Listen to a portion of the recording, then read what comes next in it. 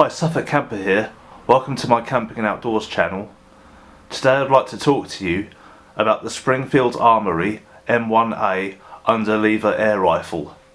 This one here is in 22, but it also comes in 177. I'll give you a quick chat about the specifications of the gun. So as I just mentioned, it's an underlever. It has an underlever cocking system. It's available in 177 or 22 caliber. The barrel length is 18.9 inches and it weighs 9.9 pounds. It has a proper wood stock and the safety is on the trigger guard, and it also has a two-stage trigger. It is spring powered and its power is around 11.8 foot-pounds, making it just below the legal limit. So what you have there is basically, it's more or less a full power air rifle, which makes it good for both, you can use it for both target work or even a bit of light pest control or small game hunting. So I'm just going to give you a closer look at the rifle, if you just give me a moment. Okay, so here we have a closer up shot of the gun, just to give you a better idea of what you'd be getting if you bought the rifle. So as I said before, you have a proper wooden stock. It's a very nice, hard, solid wooden stock. On the back you have a rubber butt plate. Now with the original rifle, I think this would actually flip up and open, so you'd have a little storage space in the butt, if I'm not mistaken. But with this, it doesn't work. It's all just moulded together. But it's still quite a nice, comfortable, butt plate to use. And as you move along the gun, obviously you have the trigger and trigger guard, which is all metal, and you have the safety. Backwards is fire. If you flip it forward, it's on safe. Okay. Now, one thing I like about these guns is they are actually made in the Springfield factory.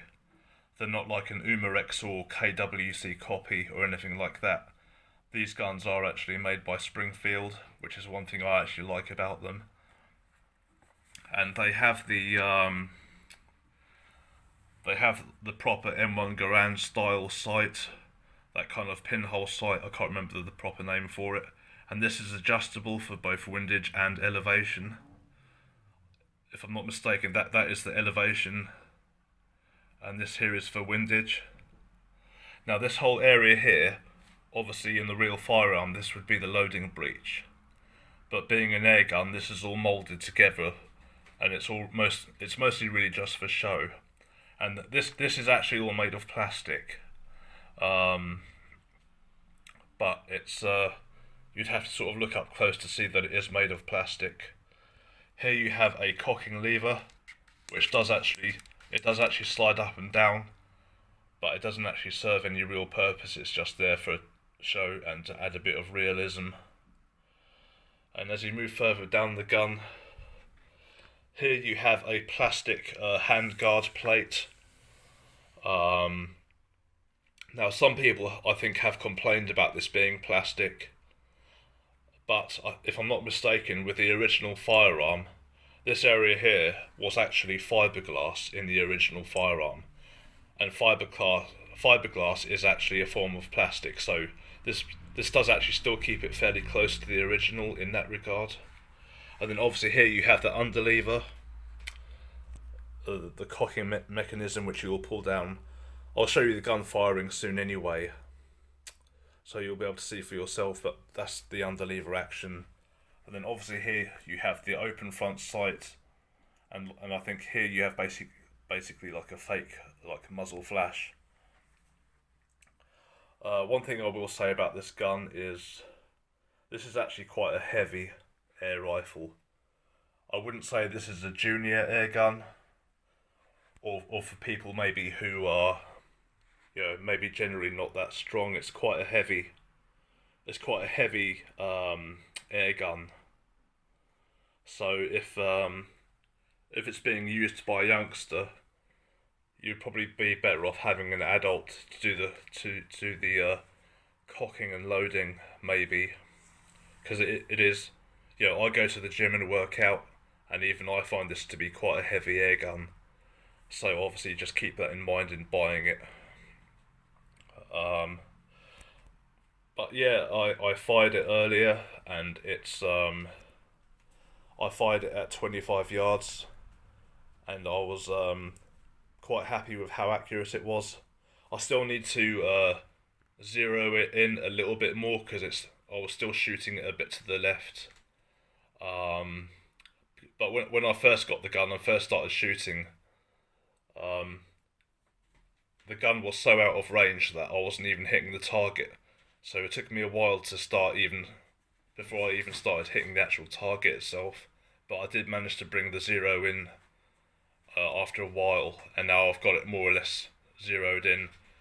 I just need a couple more tweaks here and there to get it bang on, but at 25 yards I was hitting a fairly small target, so I'm quite happy with that.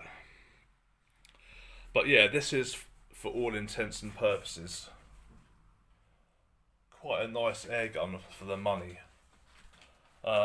You're looking to pay, for one of these, you're looking to pay roughly about 250 to about maybe 270 UK pounds, depending on where you go to and what kind of prices they charge.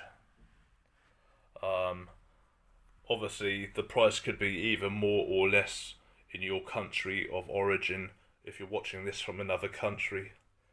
But here in England, you can expect to pay, yeah, between about 250 and about 270 UK pounds for this gun, which it does put it at the cheaper end of the airgun spectrum.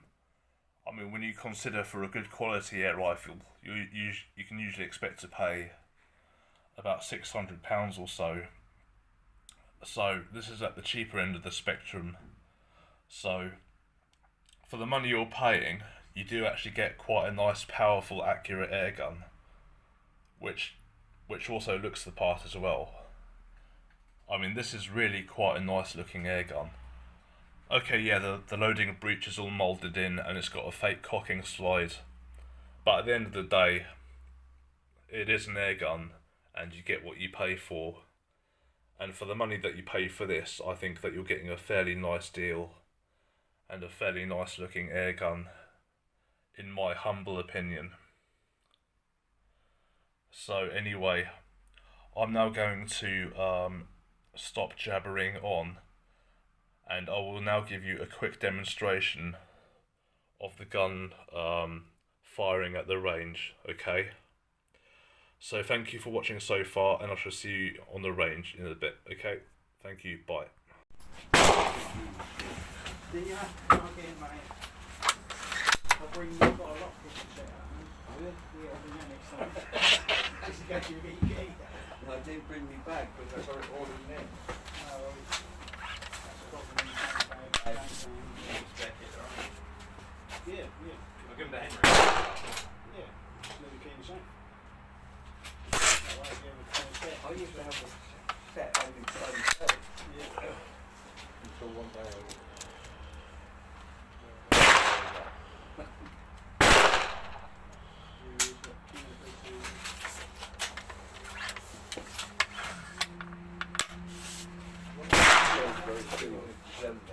Right.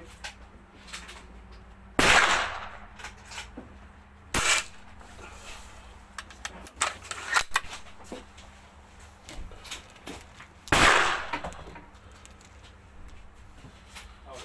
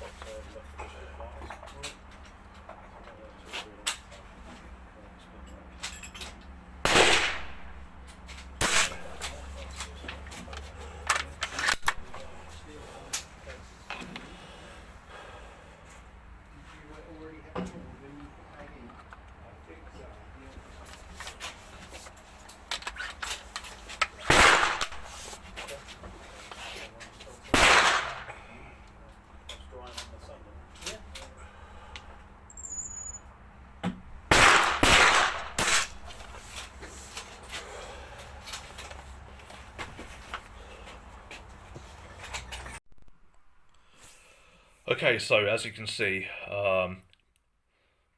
it's on the slant a bit, but it doesn't matter.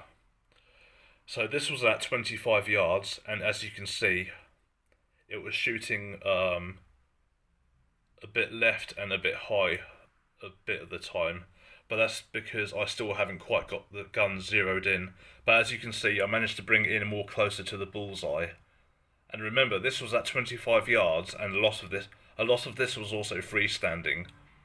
And also, this is actually not a very big target, so at 25 yards, I'm still quite happy with that. You know, and I'm sure with another tweak here or there, with the open sights, I can even get the accuracy a bit better. So, you know, for a £250 Springer air rifle, I don't think that's actually too bad at all. People may or may not agree with me, but you know, at the end of the day, this to me is really just a fun gun that I'll shoot out at the range now and then. So you know, that's more than accurate enough for me. But anyway, I'll take that down. So yeah, anyway, that is the Springfield Armory M1A underlever air rifle, and as I said, this one is in 22, but you can buy 177. I hope watching this video maybe helped a bit if you were thinking about buying one, or was just generally interesting to watch. Thank you for watching this far, and thank you for watching at all. But anyway, I'm going to go now, and I shall see you in the next video, okay? Thank you, bye-bye.